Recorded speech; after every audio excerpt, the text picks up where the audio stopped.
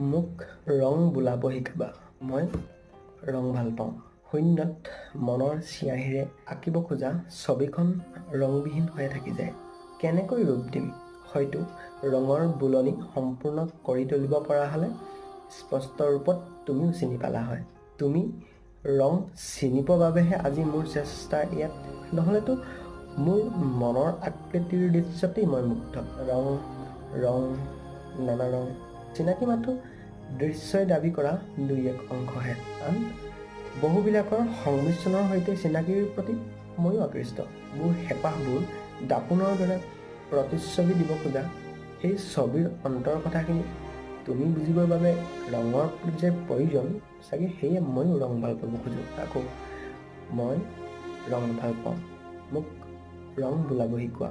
মই নিজক সজাই তুলিম তোমাৰ হেঁপাহক সাঙুৰি।